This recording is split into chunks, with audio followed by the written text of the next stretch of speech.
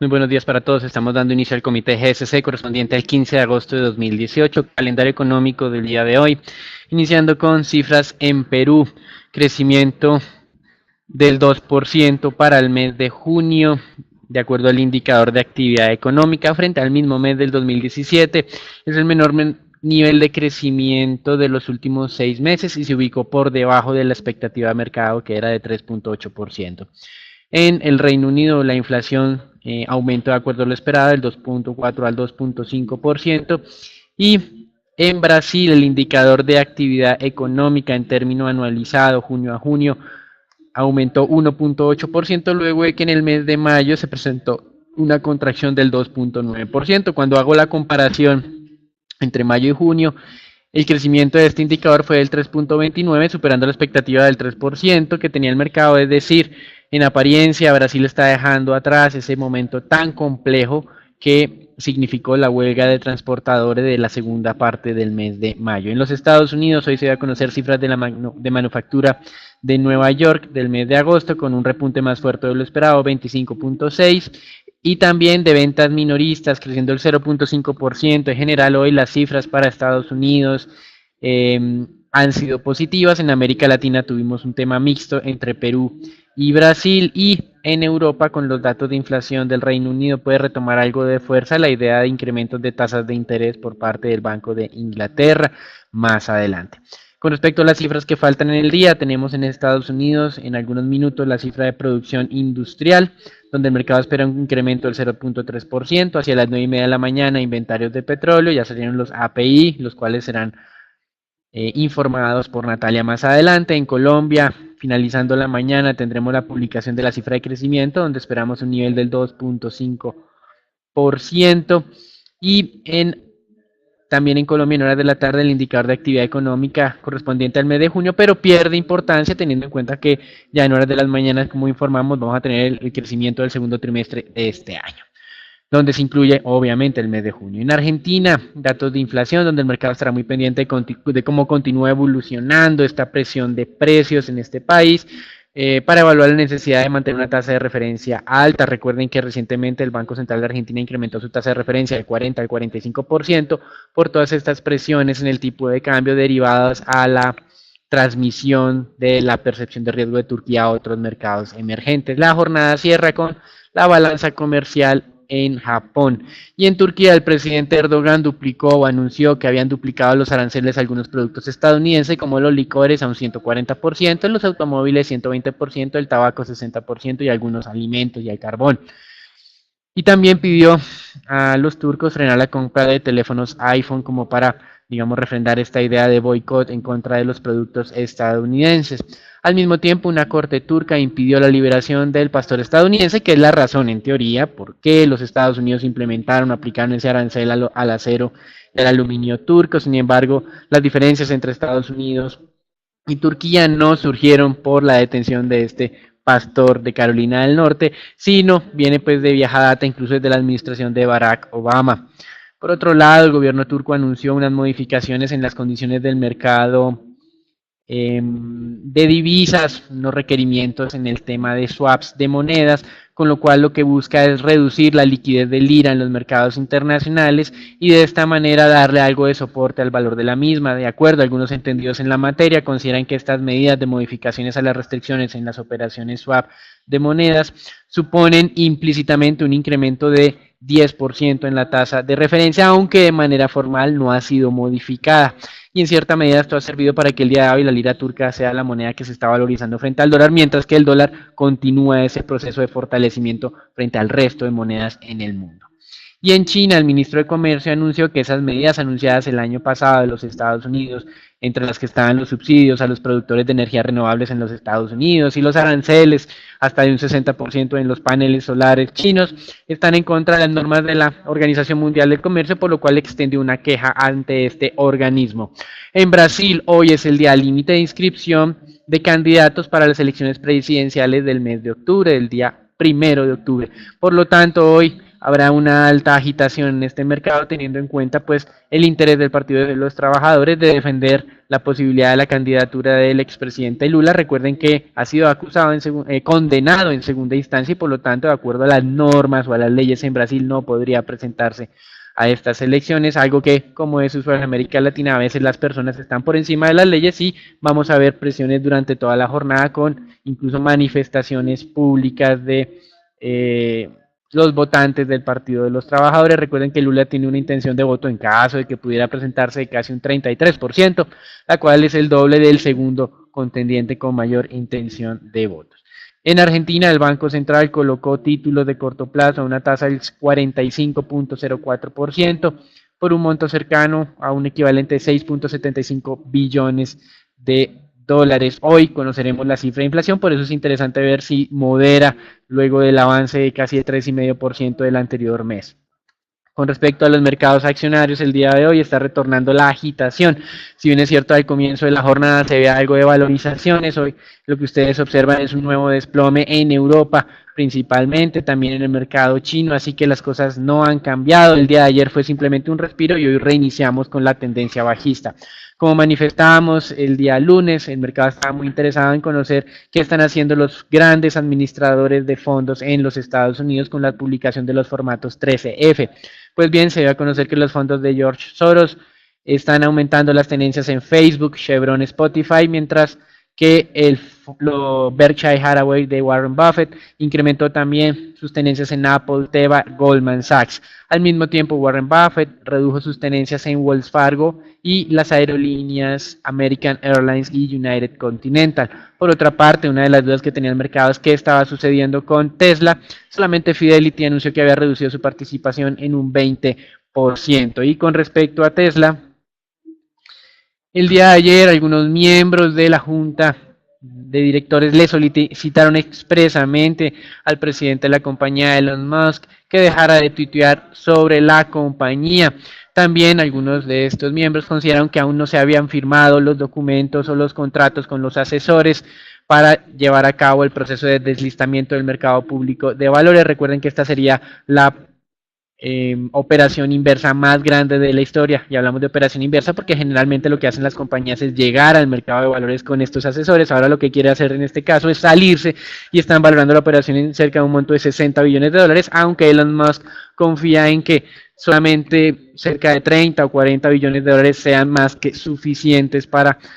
hacer este deslistamiento. Personas cercanas a Goldman Sachs han anunciado que aún ellos no han finalizado las negociaciones con Elon Musk para poder ser el asesor financiero de este. Y esto lo único que hace es incrementar la presión en la SEC de aquellos inversores que se han visto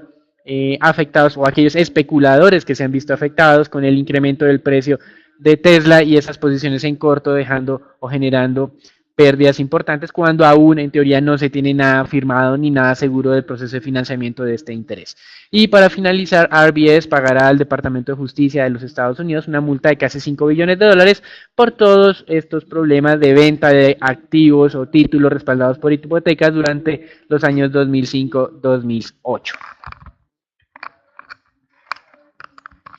En cuanto a los futuros del Standard & Poor's, vemos que continúa esa tendencia positiva tanto en el corto como en el largo plazo. Vemos que ha sido uno de los rallies más prolongados para el mercado accionario, pues lleva ya casi 3 meses consecutivos al alza en lo que sería pues después de ese ligero retroceso que tuvo a comienzo de año, pero pues que vemos ha recuperado bastante terreno en los últimos 2 meses. Se mantienen por encima del nivel de los 2.820 puntos, donde les recuerdo que el soporte se ubica sobre los 2.770 puntos. En cuanto al mercado de divisas, el dólar alcanzó un máximo reciente del último año, pues en medio de lo que es la crisis en Turquía y su efecto de contagio sobre los distintos mercados globales. La caída en la lira turca que hemos visto pues ya en lo corrido del año ha caído más de un 40%, se ha traducido en un aumento por la demanda de la que es considerada la moneda más segura dentro de los mercados de divisas, por lo que el índice de XY vemos en esta gráfica que sobrepasa ese nivel de los 95 puntos y por primera vez llega cercano al nivel de los 97, que pues es niveles que no hemos visto desde junio del 2017, donde veíamos pues de esta caída pronunciada desde marzo del 2017 y donde el índice de XY se ubicó cerca de ese nivel de los 97 puntos. Por el momento, pues el siguiente soporte estaría ya de cerca a los 98, pero pues vemos que continúa entonces esta fortaleza del dólar frente a las principales monedas globales. Como vemos entonces en el panorama ya general, casi todas las monedas permanecen en el terreno negativo. De hecho, el rand sudafricano y el peso mexicano lideran las pérdidas con una caída del 2,63 y el 1,50% respectivamente. Estas, de hecho, eran las dos monedas que lideraban las ganancias la jornada previa, pero pues ya el día de hoy, con esta continuación de la tendencia positiva para el dólar, permanecen en el terreno negativo. En cuanto al mercado de materiales básicos, vamos a ver que la mayoría y pues predomina lo que es un panorama en números rojos, todos permanecen con caídas, lo que son el mercado de metales y también el de commodities relacionados con la agricultura y energía, todos presentan caídas, vemos de hecho un retroceso en el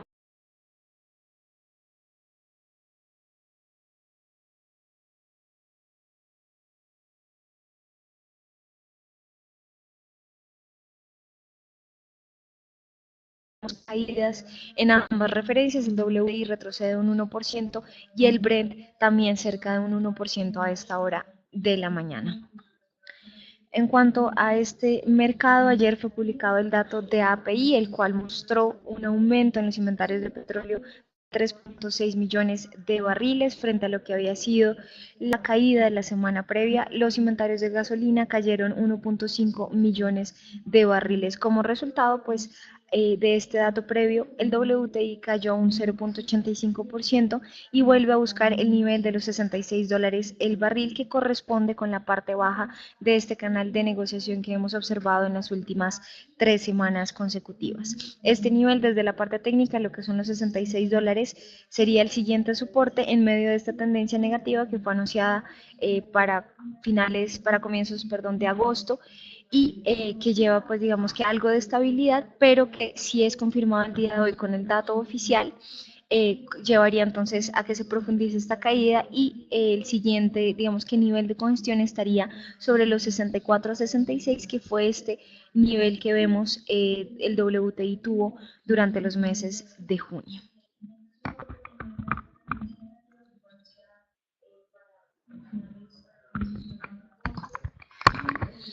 Con respecto al mercado de bonos, hoy retornó, como mencionábamos, en el mercado accionario la aversión al riesgo, por lo tanto los refugios o la búsqueda de refugios en bonos de referencia, bonos del tesoro nuevamente en niveles de 2,86, 2,85%, títulos alemanes en niveles nuevamente del 0,31%, algo de afectación leve en periferia europea, pero sobre todo lo que viene siendo, digamos, sacrificado durante la jornada de hoy son más que todo temas de mercados emergentes y entre esos América Latina con importantes desvalorizaciones. Hasta aquí el reporte internacional. Recuerden, hoy ha retornado la aversión al riesgo y estaba generando pérdidas en activos riesgosos, ganancias en los activos considerados refugio. Hasta aquí el reporte internacional. Damos entrada al informe Colombia, donde tenemos varias noticias. La primera de ellas tiene que ver con el recordatorio de que hoy se publicará la cifra de crecimiento del segundo trimestre del año. Ayer se iban a conocer cifras de industria del mes de junio, las cuales estuvieron por debajo de lo esperado, 1,6% de crecimiento. Esperábamos el doble en GSC, el mercado estaba cerca del 2%, y del sector de consumo, del comercio, las ventas superaron nuestra expectativa, creíamos un crecimiento del 4,5% y fue más del 6,3% este crecimiento, por lo tanto, en cierta medida un poco mixto, pero todavía en línea con esa expectativa de recuperación. Hoy, recuerden, la expectativa de crecimiento es del 2,5% para el dato de crecimiento en Colombia. Y desde el punto de vista corporativo empiezan los anuncios. El día de ayer la Superintendencia de Industria y Comercio anunció que está investigando a Concreto por prácticas anticompetitivas en el proceso de selección de quién sería el constructor de la concesión o del tercer carril Bogotá-Girardot. Digamos que aquí, de acuerdo a la Superintendencia de Industria y Comercio, hubo manipulación en cierta medida del proceso licitatorio, por lo cual está abriendo pliego de cargos en contra de esta constructora, la cual tendrá, por supuesto, los plazos para su defensa y estaremos muy pendientes acerca de cómo evoluciona este proceso.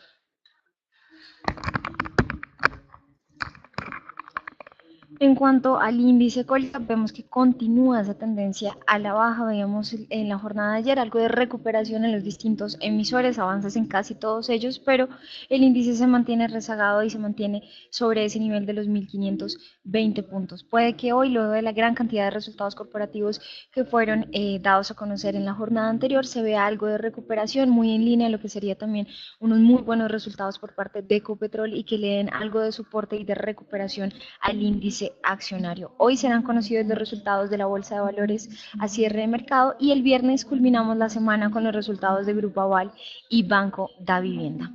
Hace algunas horas fueron publicados los resultados de Grupo Éxito, frente a los cuales de manera previa les damos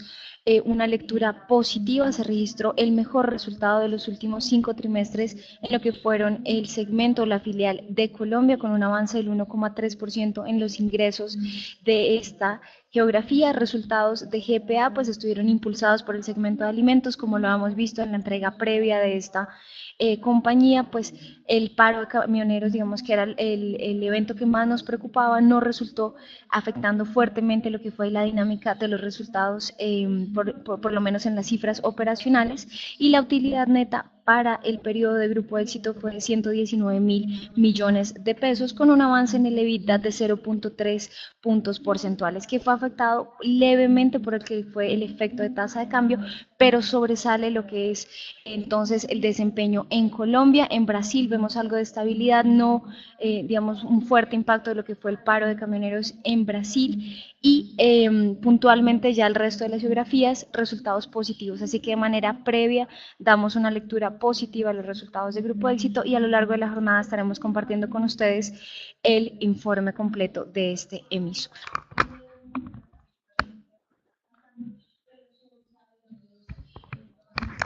El día de ayer fue una jornada muy importante desde el punto de vista de publicación de resultados y comenzamos con Ecopetrol, la cual nos sorprendió gratamente desde la parte de ingresos y también mostrando mejoras adicionales en eficiencia, algo que no considerábamos que fuera a presentarse. Cuando observamos las cifras de ingresos, fueron de casi 17 billones de pesos durante el segundo trimestre de este año. En GCC teníamos un estimativo de 16.7 billones, es decir que nos sorprendió en casi 300.000 millones de pesos la parte de los ingresos, y como si fuera poco, el tema de costos de ventas fue aún mejor de lo anticipado, y tal vez acá está el mayor secreto de la sorpresa de presentación de resultados de Ecopetrol. Los costos de ventas fueron de 9.7, 9.8 billones de pesos cuando esperábamos niveles de casi 10.2. Si se dan cuenta, aquí tenemos que la relación de los costos de ventas frente a los ingresos fue de solamente 57.4%, cuando estábamos anticipando niveles cercanos al 61%, que ya eran bajos de acuerdo a la historia de Ecopetrol. Es decir,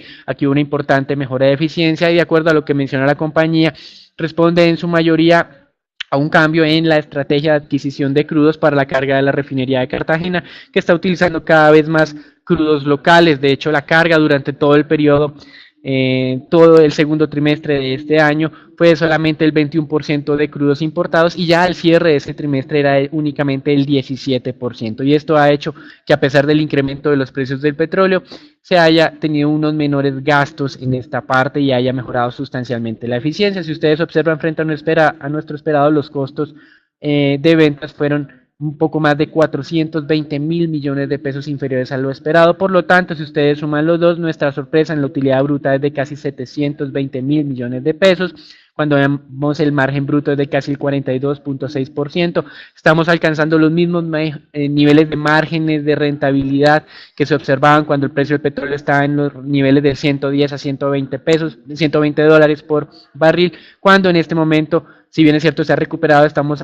a un 30% por debajo de ese valor, estamos cerca de 75 dólares, 70, 75 dólares el barril de petróleo. Por lo tanto, este tema de la eficiencia ha sido destacado. Los gastos operacionales también solo representaron el 5% de los ingresos totales, cuando ya habíamos estado esperando niveles cercanos al 7%. Si bien es cierto, se replicó lo que había ocurrido durante el segundo trimestre del 2017, este era un número o una cifra anormalmente baja. Y acá, pues en suma, tenemos otros 300.000 millones más de ahorros en la parte de gastos operacionales, con lo que la utilidad operacional superó nuestra expectativa en cerca de 1 billón de pesos. Por supuesto, cuando empezamos de aquí hacer como la disección. No hubo sorpresas adicionales, sino hasta la parte de impuestos, que nuevamente la tasa impositiva efectiva fue de solamente el 35.7%, un nuevo mínimo para un segundo trimestre del año, cuando estábamos en niveles cercanos al 40%, que ya de por sí era baja frente a lo que tuvimos durante el año 2017, donde hubo varios trimestres con tasas efectivas tributarias del 55 o 50%. En suma, la utilidad superó nuestras expectativas en cerca de 880.000 millones de pesos, alcanzando los 3.52 billones de pesos, muy por encima de lo que habíamos estado midiendo, cercano a los 2.6 billones de pesos. Con base en eso, la utilidad por acción está superando las cifras que estábamos anticipando, y si hiciéramos una replicación de que el segundo semestre puede ser tan bueno como el primero de este año, el múltiplo de la acción de Ecopetrol estaría alrededor de 10.4, 10.5 veces las utilidades, lo cual es muy bajo un contexto histórico. Incluso hacer una comparación de Ecopetrol frente a sus pares, donde tienen esta misma medida en cerca de 12 veces, 12.8 veces, nos da que, en teoría, de mantenerse esta situación tan favorable de Ecopetrol, la compañía podría tener espacio adicional de valorización en los próximos meses. Por lo tanto, nuestra lectura sobre Ecopetrol es positiva, sin ningún tipo de, digamos, de duda acerca de que estas cifras nos han sorprendido notablemente al alza.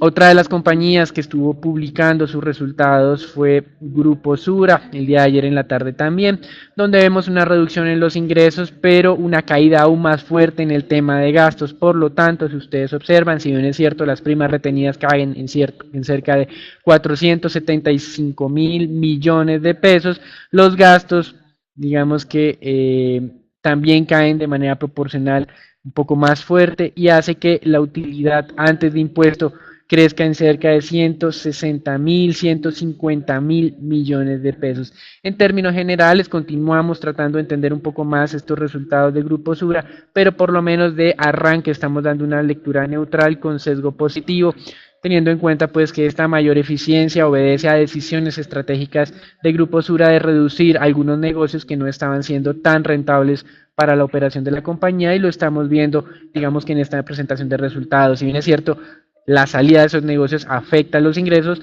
hizo, digamos, un aporte aún más grande en la parte de reducción de gastos, y por eso vemos una mejora en las métricas de resultados del Grupo Sura. Por lo tanto, recuerden, en este caso, Ecopetrol, sin lugar a dudas, lectura muy positiva, y para el caso del Grupo Sura, una lectura neutral con sesgo positivo, mientras continuamos entendiendo los detalles de esta presentación de resultados.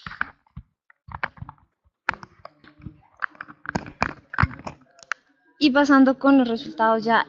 referentes a Bianca para el segundo trimestre del 2018, pues como se esperaba, la perspectiva era negativa y fue confirmada a su vez por las cifras operacionales. Los resultados estuvieron impactados por dos variables durante el trimestre. El primero fue un deterioro en el tráfico de pasajeros en el mercado local, que lo hemos visto de manera puntual en las actualizaciones operacionales mes a mes, lo que afectó los márgenes también operacionales, a pesar de un aumento en el tráfico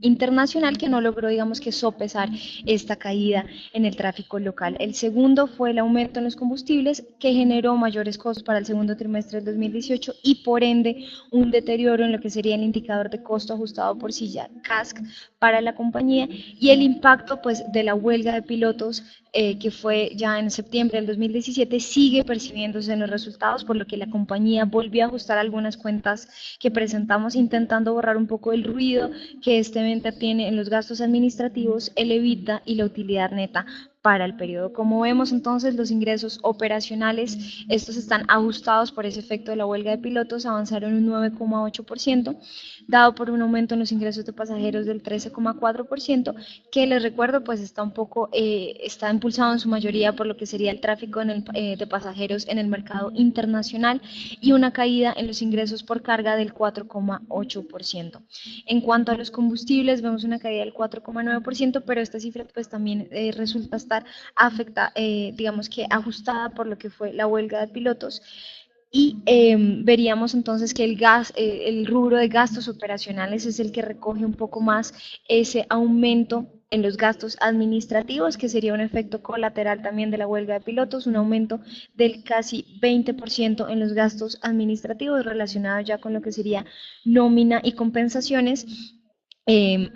genera entonces este aumento en los gastos operacionales del 16,9% y por ende vemos un deterioro en la utilidad operacional del 66%. Resultado de esto, el EBITDA también vemos que el margen pasa del 19,3 al 13,7% y pues que en últimas se traduce a lo que sería este deterioro en la utilidad operacional y producto de los eventos que ya mencioné previamente. Así que para de manera puntual, ya la parte no operacional, vemos variaciones bastante leves, no vemos, digamos, algo que nos llame la atención en la parte no operacional, pero terminamos y desembocamos en lo que sería una pérdida neta para el periodo de cerca de 35.000 millones de dólares para el periodo frente a lo que fue una ganancia durante el segundo trimestre del 2017 y por ende damos esta lectura negativa a los resultados de Avianca. Como se prevía, el impacto operacional de la huelga sigue estando presente y a esto se le suman los eventos coyunturales como sería el alto precio en los combustibles y la debilidad en el mercado local que resultan entonces en un panorama de manera general negativo para Avianca. Pasando con los resultados ahora relacionados con Canacol, estos pues se les da una lectura neutral con un ligero sesgo negativo, se ve un aumento bastante fuerte en lo que fueron los costos y gastos operacionales que afectó entonces los márgenes de rentabilidad y resultó en una pérdida neta para el periodo de 26.000 millones de dólares. Este aumento borró los buenos resultados operacionales, lo que veíamos que era un avance de casi el doble en los ingresos totales, borró entonces toda esta, digamos que eficiencia operacional, con lo que sería un aumento bastante pronunciado en los gastos operacionales, a lo cual la compañía lo atribuye a lo que serían compras y gastos de mantenimiento en algunos de los pozos y nuevos pozos que están encontrando de gas natural puntualmente. Por esta razón, vemos que los ingresos pues, de petróleo y gas aumentaron un 53 y 38% para los 6 meses terminados en junio del 2018, por un aumento en los volúmenes de ventas, particularmente por la producción de gas en la entrada de operación de la línea de flujo de Sabanas. El aumento de más del doble en los gastos operacionales, como les mencionaba, pues se debió a algunos eventos no recurrentes que afectaron el efectivo del periodo, pero pues vemos que resulta afectada la utilidad operacional y en medio de estos mayores gastos financieros también veríamos entonces afectación para la utilidad neta del periodo, donde pues vemos entonces una caída y vemos que pasa del terreno positivo al terreno negativo frente al segundo trimestre del 2017. Así que lectura neutral con algún sesgo negativo para los resultados de Canacol. Y finalmente, en lo relacionado con los resultados de Grupo Argos, les damos una lectura positiva. Vamos a ver que continúa pues estabilidad en lo que es el negocio, como se preveía y lo que veíamos en los resultados de sus tres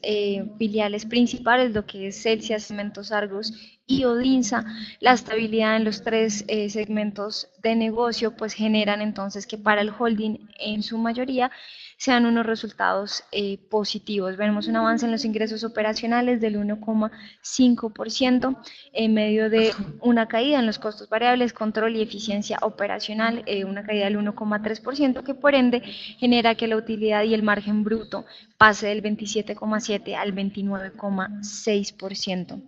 El margen EBITDA permaneció inalterado, cerca de ese nivel del 24,6%, y durante el trimestre se realizó una gestión de optimización de estructura de capital con las operaciones de cerca de 1 billón de pesos que incluyeron la reducción del nivel de deuda de Celsia, el prepago de papeles comerciales de Grupo Argos como tal y la emisión de papeles comerciales de Cementos Argos, con lo cual veríamos, y ya entrando a lo que sería el desempeño de cada uno de los negocios, principalmente en lo que tiene que ver con Celsia, el negocio de energía registró aumento en los ingresos del 10%, donde el acumulado al 2018, lo que sería el primer semestre del año, está cercano a los 1,7 billones de pesos, donde el evento más relevante pues, fue la entrada en operación de la granja solar en Jumbo, perdón, y lo que continúa siendo la construcción de la segunda granja solar en el departamento del Bolívar. Respecto a Cementos Argos, como se ven los resultados puntuales de este emisor, pues los resultados de la regional en Estados Unidos se destacaron y registraron el EBITDA más alto de toda su historia desde que entró en operación en este país en el 2005, logrando contrarrestar la débil demanda de despachos de cemento y concreto en Colombia. En cuanto al segmento de concesiones viales, que tiene que ver con Odinsa, se destacaron los avances en las vías 4G, puntualmente lo que es la vía Pacífico 2, la cual está al 50% de ejecución y un aumento del 3% en el número de pasajeros de las concesiones aeroportuarias que tiene la compañía y un mayor tráfico pues en las líneas internacionales y lo que es el tráfico internacional del aeropuerto El Dorado. Y finalmente el negocio inmobiliario, que vemos que es uno de los que no aporta tanto a los ingresos totales del holding, registró también un trimestre positivo de rendimientos efectivos anuales del 6,9% y continúa incrementando pues el área bruta arrendable para el holding. En términos generales fueron unos resultados positivos, la estabilidad en los tres negocios pues permitieron que la utilidad neta aumentara un 12,6% frente al segundo trimestre del 2017 y les recuerdo que sobre este emisor puntual mantenemos nuestra recomendación de compra con un precio objetivo para la acción ordinaria de los 21,000 pesos que se confirma entonces con esta reciente entrega de resultados que les recuerdo tiene un tinte bastante positivo para la compañía.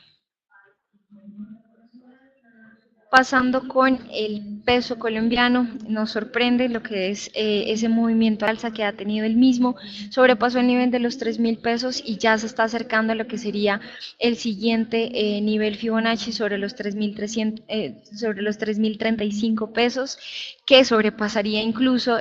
niveles que observamos para finales del 2017 y ese máximo o reciente máximo registrado en julio del 2017 cercano a los 3,100 pesos. Esto va muy en línea a lo que es esa fortaleza que veíamos en el dólar frente a las principales monedas globales, con lo cual el peso colombiano no es la excepción, muestra bastante fortaleza, explosión de volatilidad de hecho a la apertura de hoy, así que monitorear de cerca ese nivel de los 3,035 podría estabilizarse en ese nivel, pero no descartamos que si continúa esta fortaleza del dólar frente a las monedas,